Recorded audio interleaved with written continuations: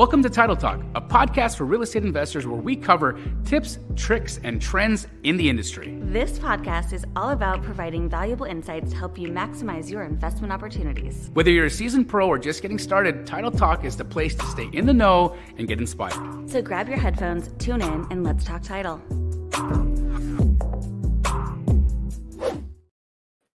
Hello. Hi, how are you?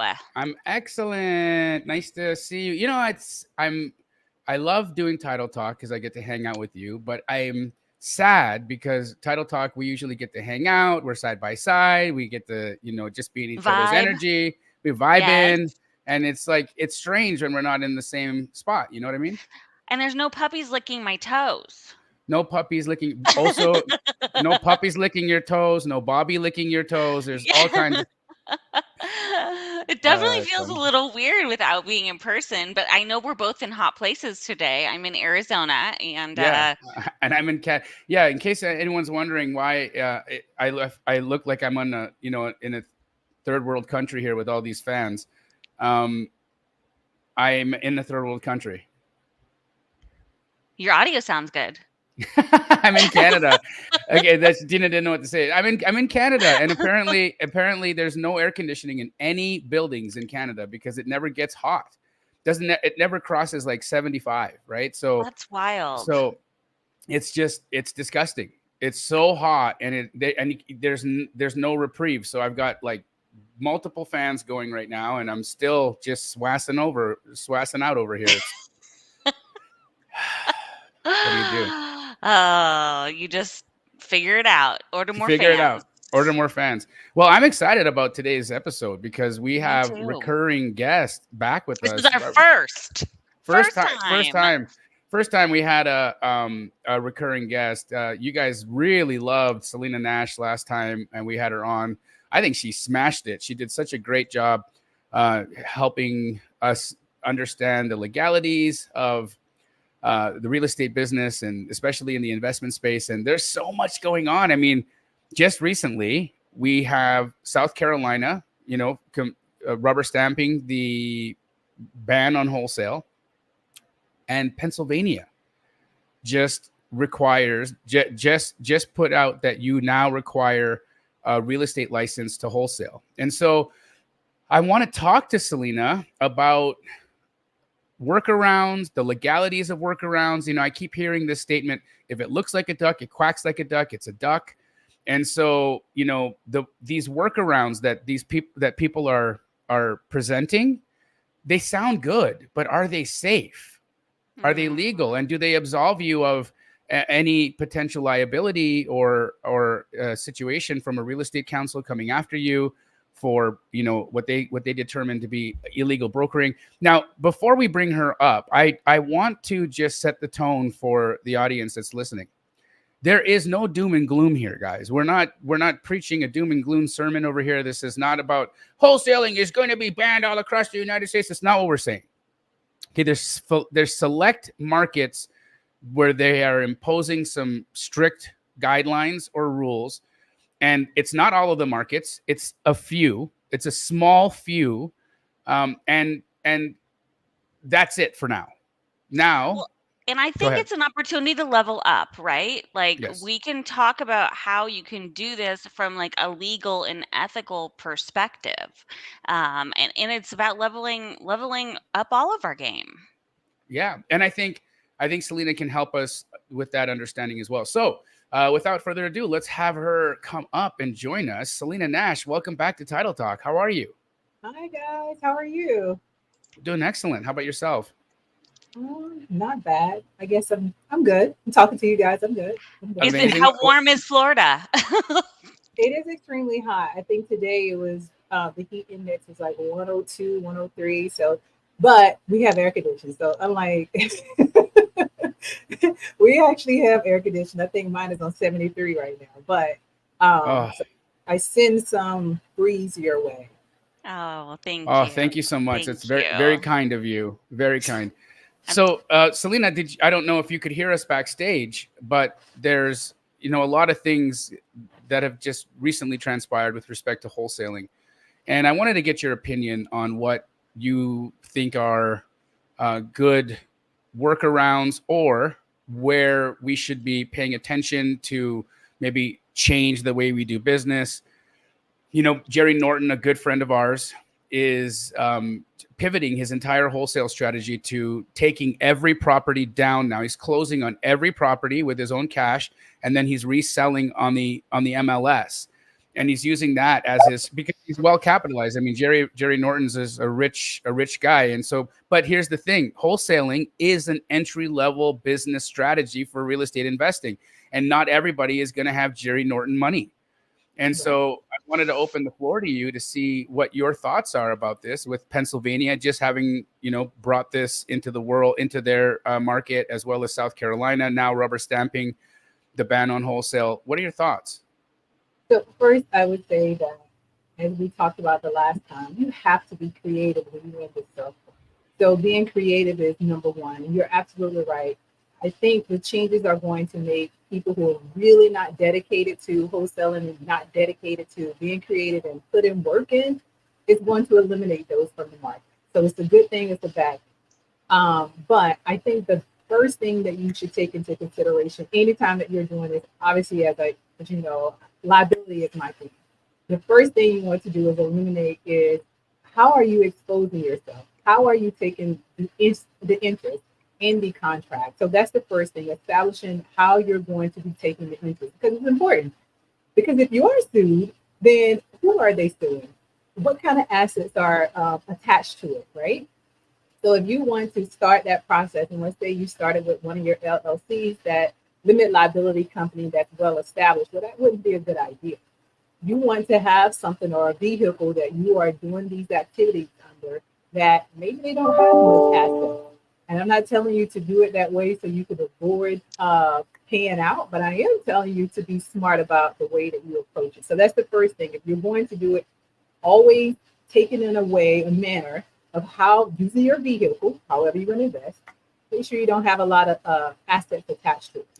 And I want to use the metaphor of, like, if you have a teenager in your household that's just learning how to drive, do you give them the keys to the Rolls Royce, or do you give them the keys to the hoopty? Absolutely. Right? Because, like, if it's going to get destroyed or if something's going to happen, we might as well just have the thing out there that we really don't have any exposure on, right? It's essentially what we're saying here, correct? Exactly. That's exactly what I'm saying. Okay.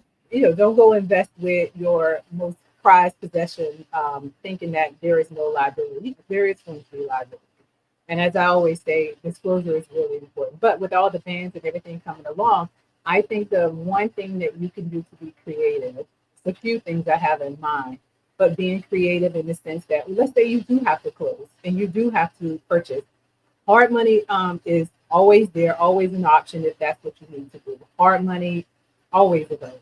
Now, you may have to do that, and you have to be creative in how you realize a profit on that, because you are going to be paying higher interest and everything else.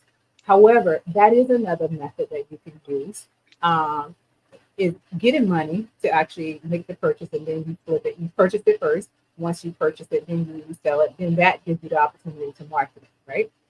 Another way that I have been screaming for years, that it seems that people just don't hear me on, is approaching the seller, because a lot of times these are sellers who are in distress, and setting up an option to purchase, an option to own or co-own for a certain time period. And that allows the seller, you, to be on the deed as well. It allows you, the wholesaler, to be on the deed, because you're paying something into consideration.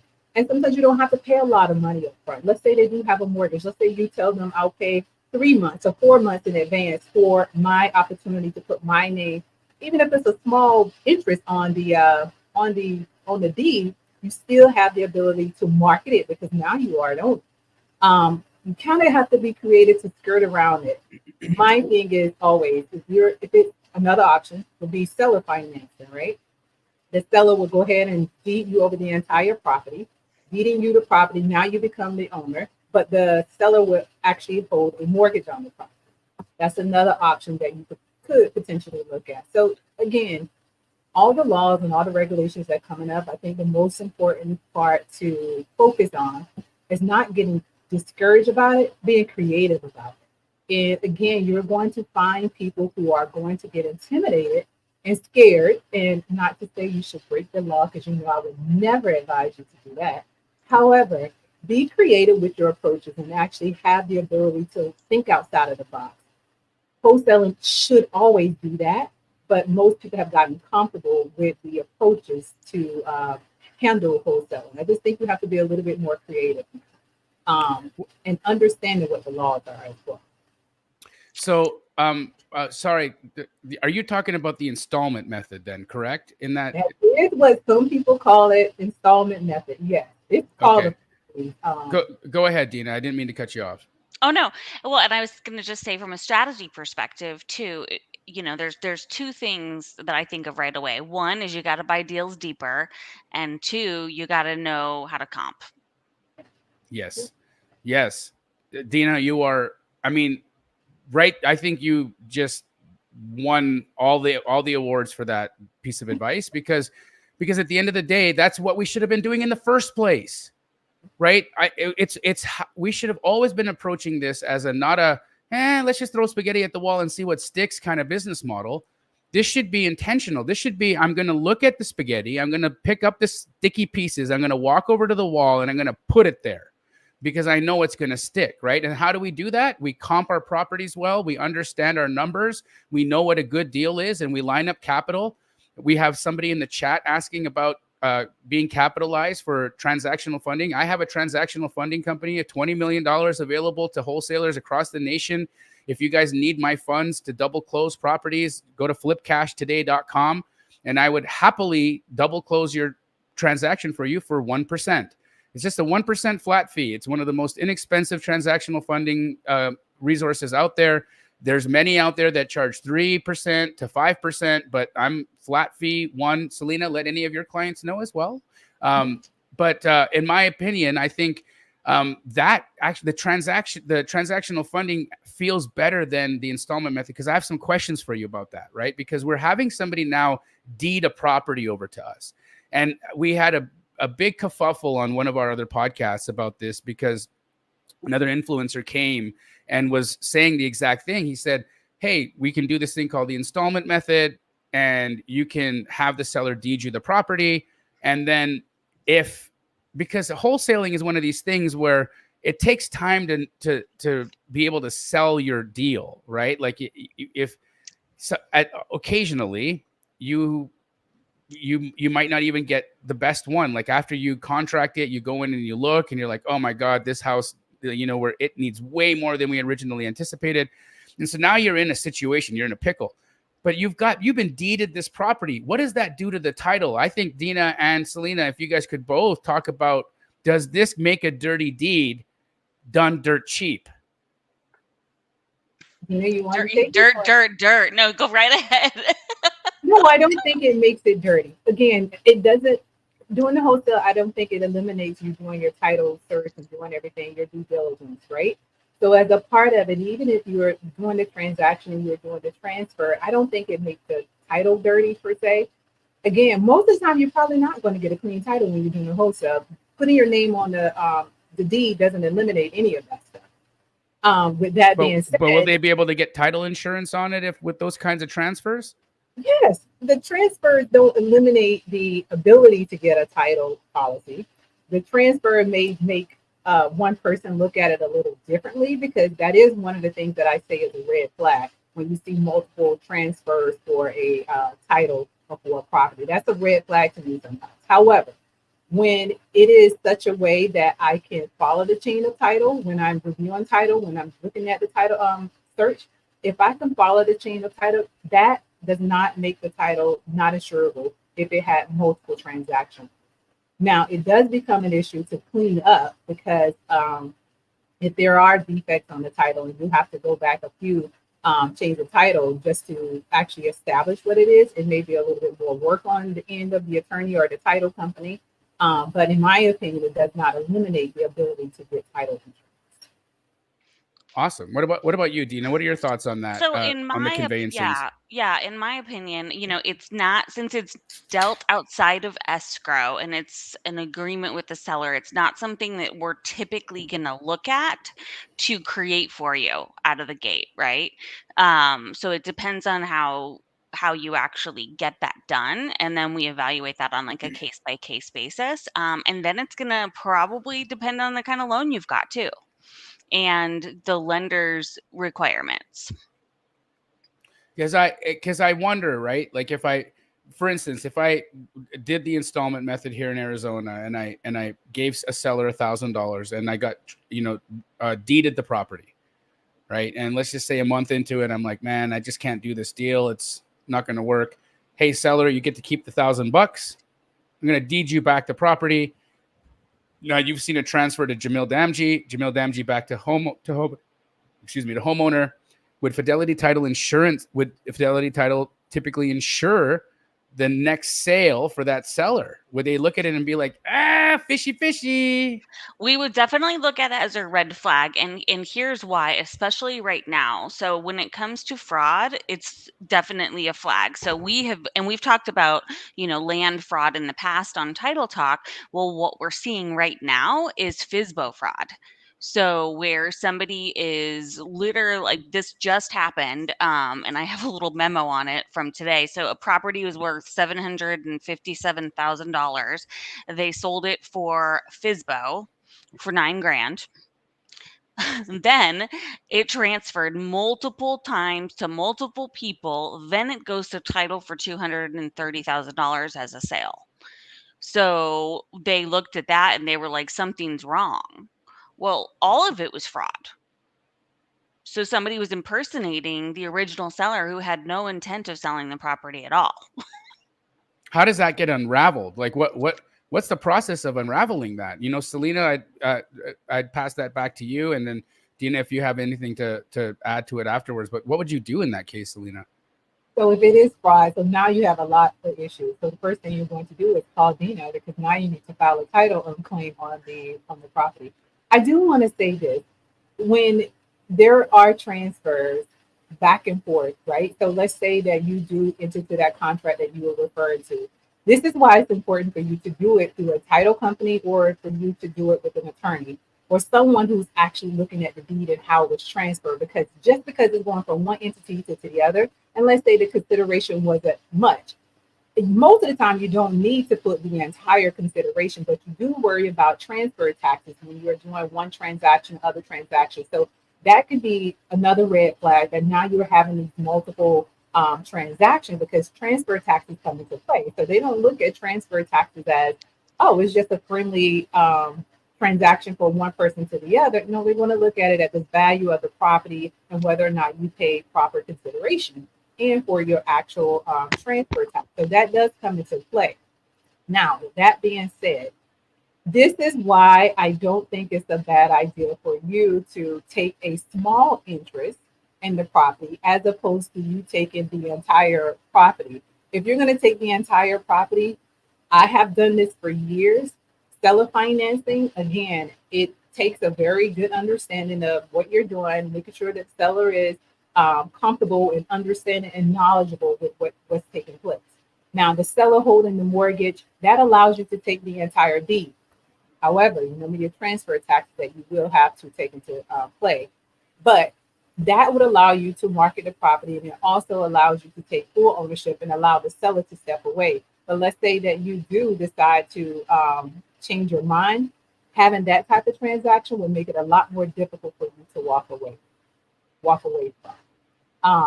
So that's like the downfall of actually taking that approach. So the installment sometimes works, sometimes it's not, just depending on what your intent.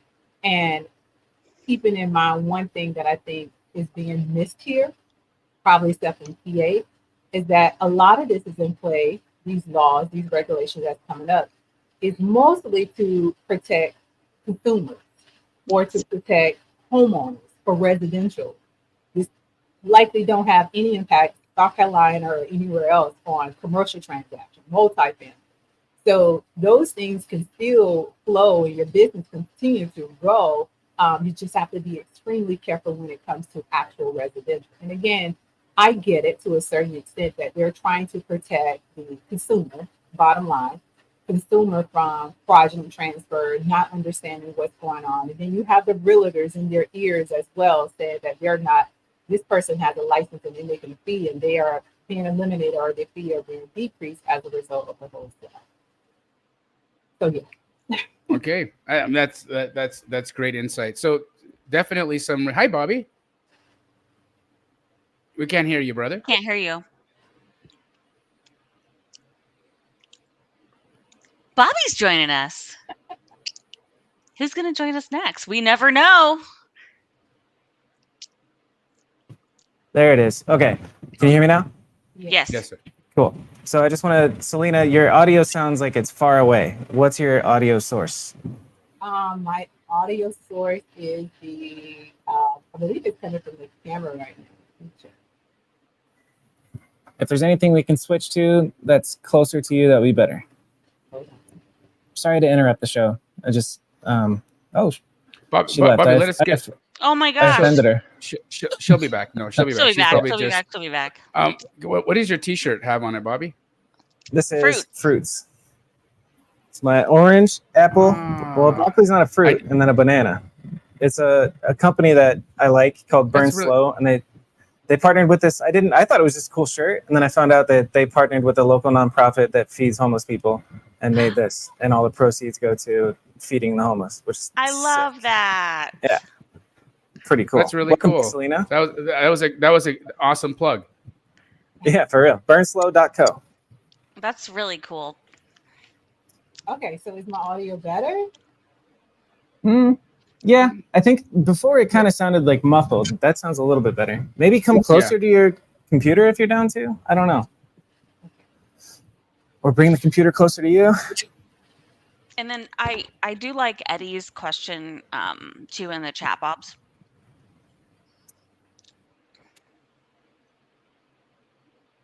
I think, yeah, let's see. Try one more time. Celena, let's hear you talk. Muted now. All together. Uh-oh. Uh-oh. It's the heat, man. I'm telling you, the heat's just breaking everything. No, we can't hear you now. And it doesn't say she's muted. So maybe leave and come back again, because it did work when you first came back.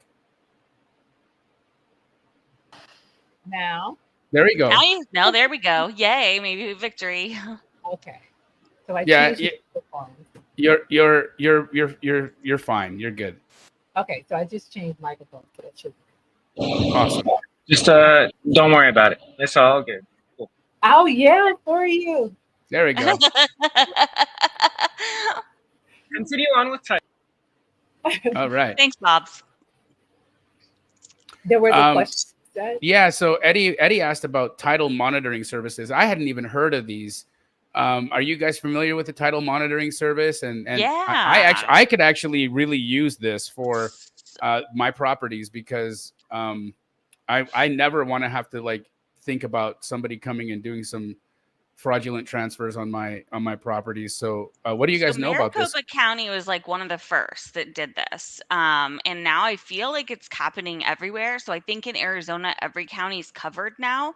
So it's done through the recorder's office. And all you have to do is type in your name, your email address, and it monitors anything that you're on. And so you get alerted. I've had people that have already told me if I would have had a system like this in place, I wouldn't have had title fraud, literally. So do you have to actively go in and activate it for it to work, though? You sign up. It's a free service. Okay. Mm-hmm. Yeah, I can find the link and put it in the chat for the Arizona stuff, but it's happening all over the country. They're following suit. I think we started a trend. Florida has it in place as well. Most of the counties have the same thing. All you have to do is opt in. Go onto the website, put your email in, verifies that it's you, and they do the same thing and monitor for you. Free service, which is good. Yep, it's called Title Alert. A title alert. Okay, Eddie, I want to thank you for that nugget of value there, because, guys, any one of you in the chat right now that owns a property, go opt in at your local county recorder's office, because Why would you not? It's free. And then you got peace of mind. I mean, that's so funny enough, right? I made a post today about an article that the Wall Street Journal had made about title insurance and title insurance fees, and the how payouts were like 3% of total insurance claims for title policies, and they're pounding on their chest saying too expensive. It's they shouldn't be making that much money if they're only paying out 3% in claims. And that when the Wall Street Journal comes and says something like that, now that creates kind of like a domino effect. Well, are people going to feel that way as well? Listen, I've had a situation where title insurance saved my absolute butt. And so I never have a problem paying for title insurance. So what are your thoughts on this? Because I mean, this is one of these things where having title insurance is necessary, and who cares if only 3% of claims are getting paid out? That's good. That means that title insurance is working, right? It means that people are being careful. Like, am I missing something here, or what are your guys' thoughts on that? It's no option. If you ask me, I don't think it's an option not to get title insurance. I can give you stories after stories where title insurance saved a lot of people's lives. In fact, we have a scenario case that we are representing a party on where the husband was not notified that the daughter transferred the interest in the property after the mom passed. And here we are, whole transaction passed by, two deed transfer has taken place. The husband was not aware of any of this. And once the husband found out, obviously he filed a lawsuit against the current owner, and that current owner and the daughter, he named the daughter as well, was his stepdaughter, but they named all three parties, but now the insurance kick in. So for the innocent party, which is the person who's holding the title right now, all they had to do is pay a claim, they pay for the title policy up front. So now they have that claim covered. They don't have to come out of pocket with the attorney fees and costs to try to litigate and to clear interest. That's why it's necessary. Although title searches took place, everything took place, what didn't take place and unfortunately, when you're doing the title search and you're doing the closings, although most people get a title commitment, they think that it's golden. Title commitment doesn't guarantee anything except that title was reviewed, title was examined. You still have to do your due diligence. And that means that sometimes when you're looking at the probate documents, you have to determine whether or not every interested party was a part of that transaction, making sure that they received notice, making sure they signed a waiver of some sort. If that didn't take place, that's a red flag. So when you're doing your closing, you need to make sure everything is proper. Just because your title search reveals, and this is why sometimes it's bad when you're doing things on your own without someone at experience, whether it's a title company or an attorney, you run into issues where you're just looking at a title like, oh, this person owned it, they transferred it here. Oh, that's all clean now. Well, again, that scenario is the exact reason why you should always get title insurance, because title was searched, title was done, everything looked clean. However, that due diligence did not take place where the title company did not go beyond the actual title commitment to look and ensure that those documents or the chain of title was actually clear. But for the person who, the innocent party who owns the property, it's a good thing because they have that title policy in place and their interest is going to be protected. Well, the thing I just keep thinking over is you got to read the report. That right there is. You got to read the report too, guys. Yeah. But you have people who do title all the time, right? They do real estate closing just like a process. And not to knock anyone with systems in place, but not all the time someone experienced is going to look at that title report. And not all the time someone is going to look at beyond like that surface, because they have to close 6-7 closings. They have like a whole bunch to look at. So they just go through it to make sure it's customary, make sure everything looks good.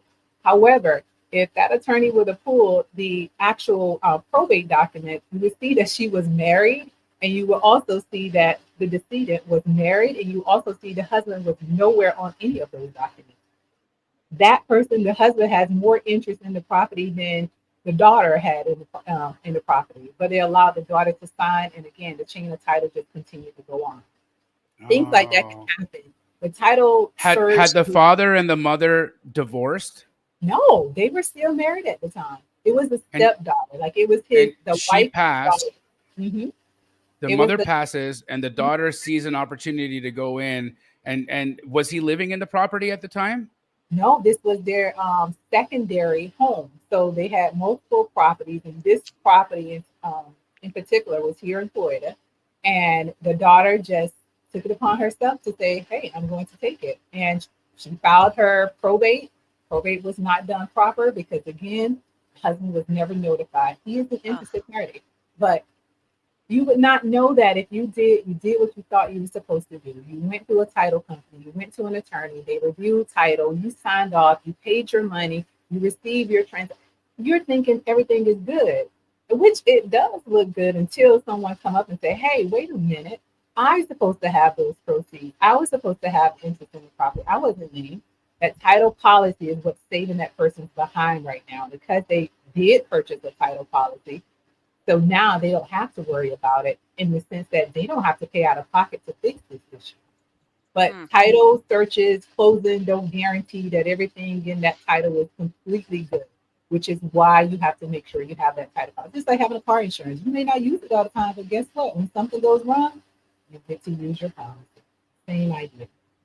You need it when you need it when you need it. I need it now. Yeah. So I would say, Jamil, I think it's a super smart question. We pay out a lot in title claims. So I think it's important that if you are working with any title company that they have reserves to pay claims because we pay millions and millions of dollars of claims a year. That's super, super important. And when it comes to the rate, so sometimes if you're an investor, a title company will discount like the escrow fee or the title policy. We have a filed rate that actually discounts both for investors, which is super helpful. So you do get a discount. To your point, I have heard some things on the stock channel about people questioning the lender's policy lately, and with rates being as high as they are. And I've heard some conversation about will there be any concessions for paying the lender policy on title insurance. So I think with our rates being what they are, that's what's spurring the conversation. I think that's where it's all coming from as well, right? It's just that everything has become a little bit more expensive, and we, it was like a crack in the system, or it showed a little bit of a foundational crack when NAR was sued, and the on the buyer's agent commission came under fire. I think the entire real estate industry was put under a magnifying glass. And they're looking for all the areas where there's expense. And then they're looking for a narrative that can say, or they're looking for a narrative that says, hey, this isn't over expense, or this might be overkill, or this might need to get shaken up. Whatever that is, I think that's what's happening right now. And when things like that happen, do efficiencies come? Absolutely. But they usually come with pain in the first place, right? So it's just kind of interesting to see it all shake out. And when the Wall Street Journal publishes an article like that, you think, okay, well, what are you guys trying to do? What's the next step here? What are we talking about? Yeah, and that should not be one of the things to eliminate when it comes to that. And I think a lot of fear did come from NAR settlement, where now the buyers are thinking, I'm paying a higher interest rate. There's a potential I will have to pay for my own agent fee. Then now the rates are increasing as far as the title policy. So they're always going to be looking for opportunities to reduce the cost, which they should. But at the same time, do not eliminate that title policy. That's not one that should be up for consideration. And even that with the NAR settlement, I think that it comes back to being creative. If you're going to be an investor, you always have to be trying to think outside of the box. You cannot think that, and I think this NAR settlement, it pushed a lot of people to stop being in a routine and stop just having expectations that I don't necessarily have to put in like that elbow grease. You need to work your files. Like you have to go out and make sure that everyone knows your value. And I think a lot of times you have people who are thinking, I go out there and all I need to do is get the listing, or I'll just show my buyer a few properties and that's it. No, it doesn't work like that. I think the NAR settlement is definitely going to push a lot of people out of their comfort zone to get more creative. If the way I see it, right? And I could be completely butt ass wrong here, and so I would appreciate if both of you call me out on it if I am. You're more swass today than I've ever seen you, by the way. but here's my thoughts on it, because a listing agent, if you look historically at the work that's done in a transaction, right? Listing agent gets a listing, right? And then it's like they're like, it's on the MLS, the pictures are there, and they're like, all I got to do now is let my transaction coordinator handle the paperwork. And that it's like that, in my opinion, they're the ones who are stopping the work. Whereas the buyer's agent, they're bringing the money to the table. They should be the ones getting the commission. It's the listing agent that should be under fire and scrutiny as to like who's doing the work here, because if it isn't for this buyer's agent, where's the buyer? Where's the money coming from? Who's bringing the loan? Who's bringing the pro? I have a different take. Let me hear it. From the buyer perspective, the buyer agent respectfully bring a single buyer to a transaction and they get the fee. They're done. Now they work hard because they show their buyer 1,200 properties because they have no control over their buyers. So they go out and they running up and down the road. They go in different places. Buyer probably not even approved for financing. Yes, to me, the buyer agent is the agent that does the most work. But the buyer's agent is not doing the most work for a single transaction. That buyer's agent comes for one transaction, bring that party, and guess what? They get their fee. Now, they have worked their butts off because they have shown this buyer multiple properties. And that's why I had no problem if the buyer is required to pay their agent. That's okay, because they most of the time going to earn that fee. And they're going to earn that fee by dealing with unrealistic expectations. And they're going to earn that fee by showing multiple properties. They're going to earn that fee making sure that their buyer is approved, speaking with the lender, making sure the entire transaction continues. I think the buyer's agent worked a lot prior to this one single transaction that the listing agent has put their property out there on. But I also think that listing agents have a lot more work to do right now because of the market. The market is not a seller's market right now. So you have to be creative to get someone to come to your closing. I mean, to your open house. You have to get someone interested in actually seeing the property. And your listing price means so much more. And you have listing agents who have this unrealistic expectation that people are going to pay like top dollars for their property. Guess what? They're not. And guess what you're going to do? Hold your property on the market, and your property is just going to sit there until you get your butt out and make sure your seller actually have a realistic expectation of what the true market is. And that value is not necessarily what's going on around you. Buyers, this is a buyer's market, which means that the buyers need to go out and they need to understand that they have a lot more power right now to get prices down, because these properties are going to sit there longer and longer because, like you said, the seller's agent lists these properties and they sit back and wait. It's not enough right now. And I think the NAR settlement has a lot to do with it. Fortunately and unfortunately. You bring up a really good. Go ahead, Gina. Yeah, I have totally different opinions, but also very similar. So, like, according to statistics, I think it's like a listing agent spends like half the amount of time on a transaction than a buyer's agent, but they have a lot of marketing costs involved to be able to bring the transaction to market, right? Yep. Property videos, listing photography, like flyers, all the things. Lead generation. Lead gen. Getting the appointment. They're competing all the time for that business. In a case like your sister, she's doing the whole renovation too and managing that before the house goes to market staging. There's so many different things. It does take a lot more time to find a buyer a home, and it's a lot more actual hours. There are different ways to leverage that as a buyer's agent as well. I think the most important thing is that whatever client you're representing just understands how you're getting paid. Mm-hmm. And that they feel comfortable with the amount of money that you're being paid because you're paid to represent them. And as long as you have disclosure around that, then I think you're good. Charge more. Yep. Charge more. Yep. I think they deserve more. Like, serious. When you think about how many homes that a buyer agent has to go from place to place, they have to make sure finance is in place. They have to make sure everything is in place. And that's not to eliminate all the various things, like you said, the listing agent has to do before they can get the property ready. And putting those expectations from both perspectives, the buyer agent and seller agent, you need to have realistic expectations from your the party that you're representing. And I think that's a big thing. And I think the difference is too, like, it's just about, like, in the past, buyer's agents haven't really told people, and not all, but because there are definitely some. I remember the first person that sold me a house, I signed a buyer broker in the back of her car when I was, 22 years old, and she's still in business today. And I was like, I'll sign whenever you want me to. And she explained, this is how I'm getting paid. But not every agent does that. So I think it's just important to be able to have the conversation to say, this is how I earn my money. Yes. And that's important though.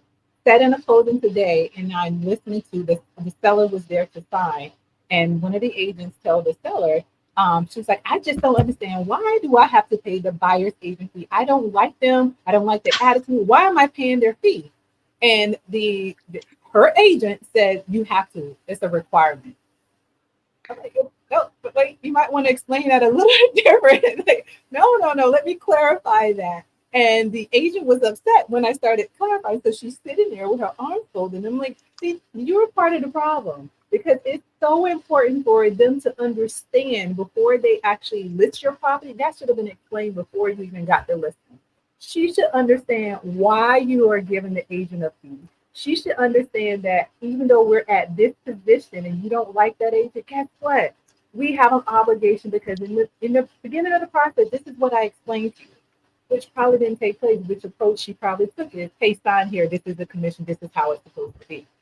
And I think, again, that is what part of the issue, that people were not aware of how the buyer's agent gets. The buyer didn't know. They just know that somebody's going to pay you. And that because you're going to get a fee, I get to tell you what to do. And I get to run you all over the town just to find a house that I figure out I don't want to do it. And I close with another agent, which happens all the time. Or then they walk into a new build because you never explained it to them. And then the agent doesn't get paid and there's no buyer broker in place. Like, it has everything to do with, like, setting expectations.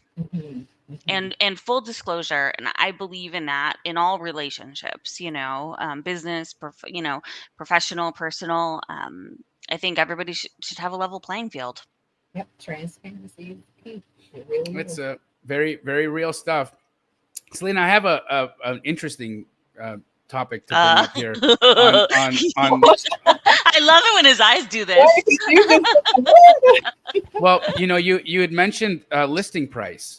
And my mind started going off because I wanted to press the button, because I think that when the listing agent, they're acting as a fiduciary for the seller, right? Which means that they're acting in their best interests, which means that they should be giving that. I think the fact that in licensing school right now, across the country, real estate agents aren't taught how to comp properties. So they don't instinctively know how to value a property. So they are really off on a lot of the numbers. I think that when the agent gets it wrong, or when the agent doesn't talk to their seller, when the seller has unrealistic expectations for price, and the agent doesn't educate their seller as a fiduciary should in their best interest, and they just go with whatever the seller says, yeah, let's list this for $1 trillion, sure, right? Well, if I want to ask you both this question, and then I want to see what the answer is, and then see if there's an opportunity or a position of liability here. But when a house is sitting on the market 120 days, what would you, as a buyer, think about that house? Celena? The seller has unrealistic expectations. It's overpriced, and the seller has unrealistic expectations. Absolutely. I wouldn't think anything otherwise. I would not think about title. I would think the seller is not realistic of how much this house is supposed to be, and the seller has been unrealistic to negotiate a real price for it. I have a neighbor right now, purchased the house in last year, 2023, maybe around March, $1.2 million. He did some over the top renovations on the property. He listed the property this year, the end of last year, for $2 million. Now he just purchased for 1.2. Now he's listed for $2 million. I think it was 2.1. That property is still on the market right now, still on the market. And I see people come and go looking at the house, which means to me, the agent is not, and the agent is actually the investor. So he's also the owner. So now that property is sitting there. And to me, the seller does not have realistic expectations.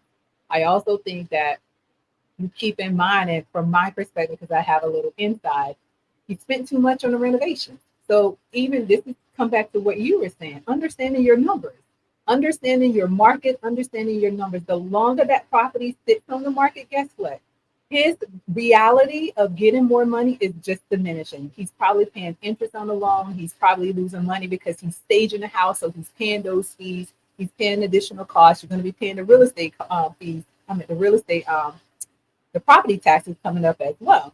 So I think that, again, that reality check of how much you're actually selling for, which the market has changed from January to July, is a total different beast. So when he came out at $2 million, I think recently he just dropped another $40,000, and it's still not at the right value, but it just goes to show that expectations are flawed because he did not do the numbers properly.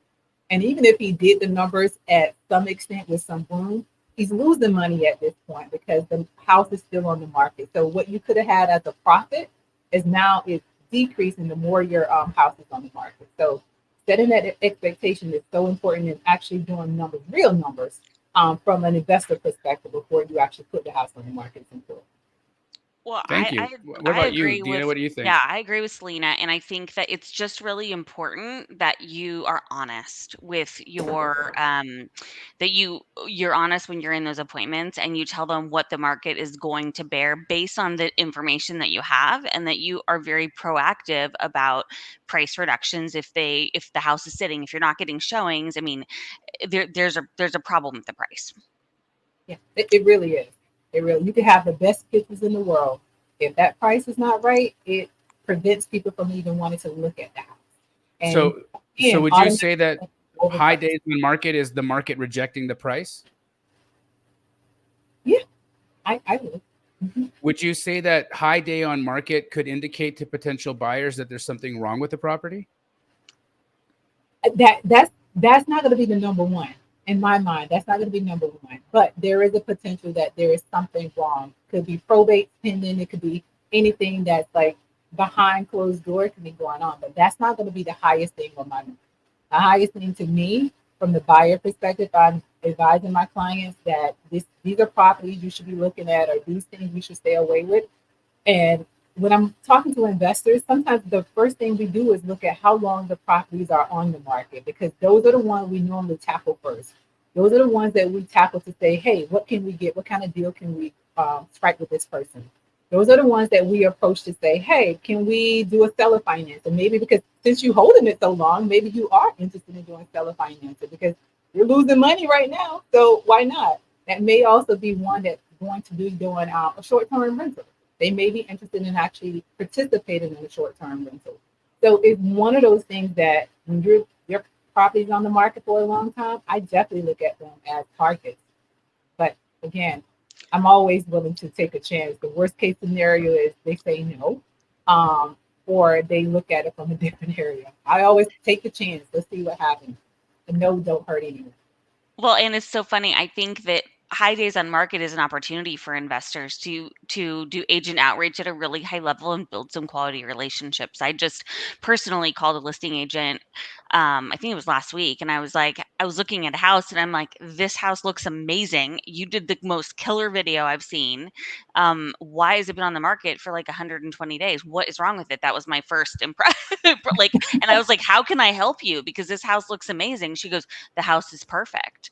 And husband and wife couldn't agree right out of the gate on the price, and they should have done what I told them to do, and the house would have sold. And since then, it's just been weird thing after weird thing, and the house is showing perfect, and it, you know, there's no title issues or anything like that, but they just wouldn't agree to what she recommended out of the gate, and they wanted to test the market. Well, the market's saying the house needs to get priced lower.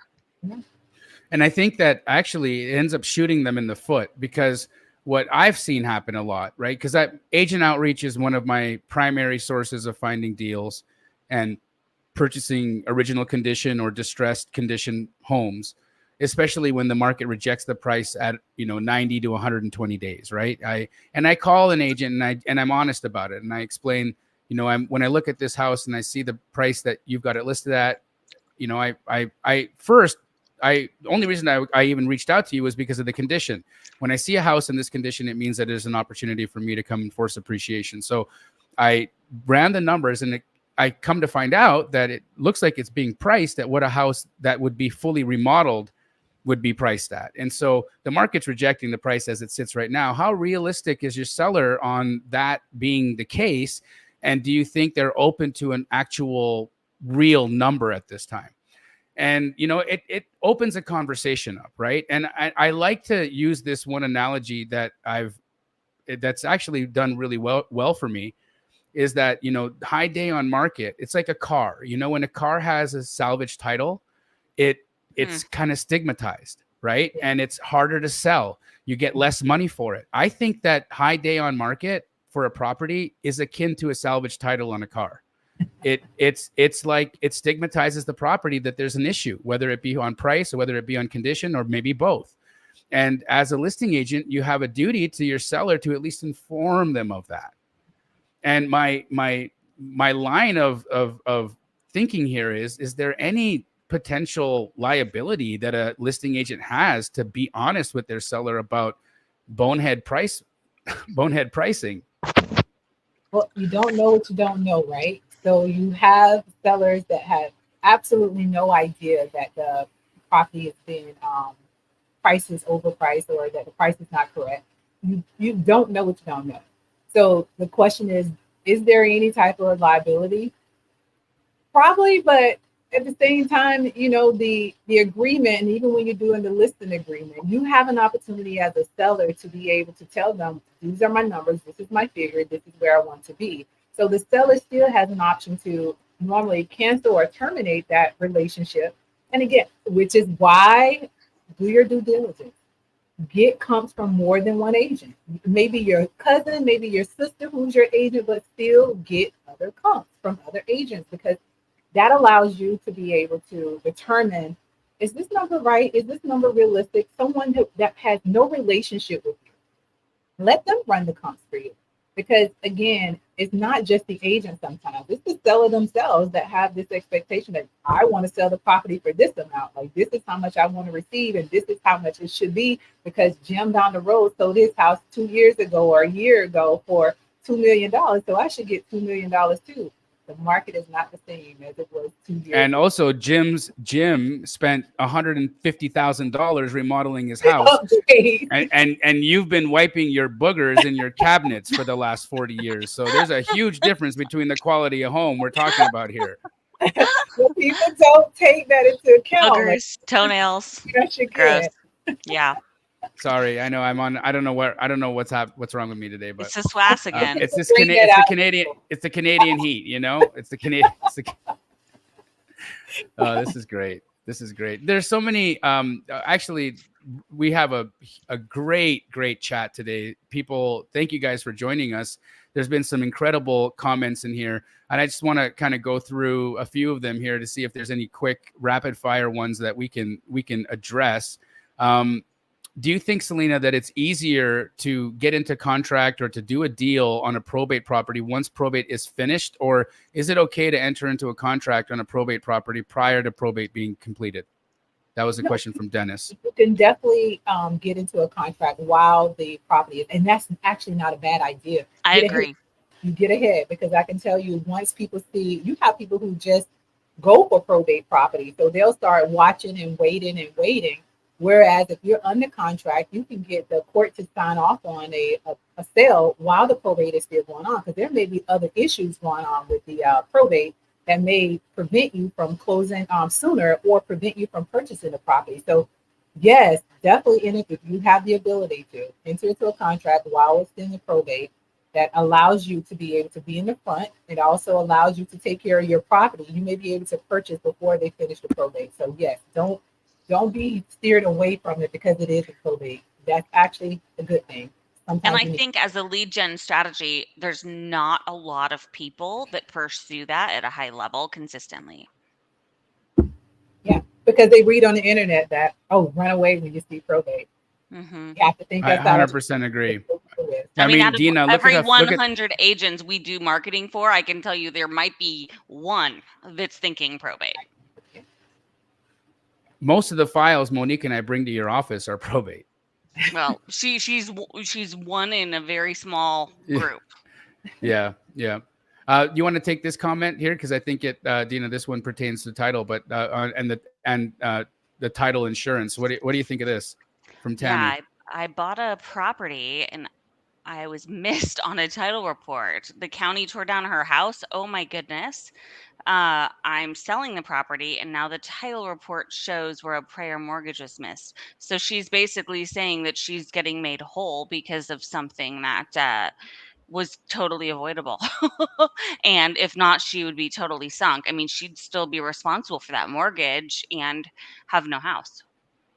Wow. Totally agree. Title insurance is a must. It's a must. I don't think that's an industry we should be putting our sights on. Wall Street Journal. So Jalabi over here said, is it better to be a buyer's agent or a seller's agent? What do you think with all the things coming down right now? Who would you rather be, Celena, in the conversation piece? Seller's agent. Seller's agent. Again, I love buyers and I love when they come to my office. But I think it's harder for a buyer's agent because they have to show multiple properties and they have to continue to hold their hand throughout the entire process. Again, you may be right when you say the seller's agent is like, hey, did my job, everything is going smooth. And sometimes that's the easier way. Notwithstanding, you still have a lot of legwork to do before you get your buyer. I think it's still better to be a seller's agent if I had to pick a side. But then again, when it comes to the buyer's agent, you're in a good position because once you get your buyer under contract, most of the time you can back up and just watch things go until closing takes place and walk up and get your check. What do you think, Dina? I think it depends on your personality type because I think some people are going to get more reward from serving one clientele over another. And they're just going to be naturally more inclined to be better at one versus the other. I think it's hard to be really excellent at both. Agreed. Eddie was talking about stigmatized property. Let's just say, like, a murder happens in a house, and how have you seen that kind of affect pricing on the house where the affected crime took place, like Jeffrey Dahmer's house, for instance, right? And then what about his entire block or even his immediate neighbors? It's so funny. In Coronado Island, there was like a murder a few years ago, and we just every time we were walking on the beach, I'm like, "Oh, that's the murder house," because the husband murdered the wife and hung her from the ceiling. Like, I mean, like, it's one of the most expensive houses on the island. But I walk by and I'm like, "Oh, there's a murder house." I think it does have an effect on it, but here in Florida, you don't have to disclose if someone died or got murdered in the house. So if it's not on the news, no one would ever know because you don't have to disclose it. Sometimes you don't know. Maybe it's on the news, like Nina said. Maybe everybody knows that it's the murder house, but as far as listing it, you're gonna have to find someone, a very specific buyer at that time, right? Someone who's okay with that, someone who's aware and may see it as a good thing that, hey, this is a famous house that I'm buying, and you may want to market it in that way to show that, hey, this is somewhere that's very famous and you can take it however you want to take it. But smart. It does have an effect on your pricing, I'm sure. And it definitely affects your emotions because it makes it memorable, right? So why not market it for what it is? Hopefully you don't totally wake agree, up. yeah. Right? Turned into haunted Halloween house. I mean, you can take the whole thing. For real though, this you, is a you mansion. can turn it into like a this business. is a freaking mansion. So yeah, here would be the best one. oh my gosh, Dennis. I love Dennis.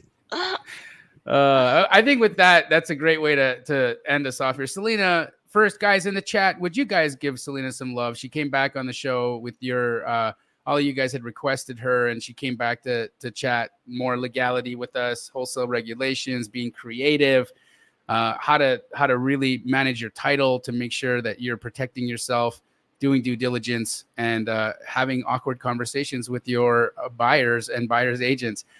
Great stuff today. And if you could like this video, leave her a comment. And if you are in Florida, I highly recommend reaching out to Celena Nash so that she can help you with your title work or your as your closing attorney. Celena, how would people get a hold of you? How do people do business with you? Sure. My website is www.nashreallaw.com. And that's real law with 2 L's. So it's real as in real estate. Or you could be like real, like I'm a real, but yeah, it's reallaw.com. Email address. Real. She is real. Email address is Celena@nashreallaw.com. And we're also on Twitter and Instagram as well. And it's just Nash Real Law. Love it. This is great. Good job, guys. Dina, love you as always. Love you too. I miss seeing you in person today. Likewise. Well, wish Bobby and I some luck as we try not to melt here in Canada. But guys, we'll be back on Title Talk in a couple weeks. And until then, see ya. Like the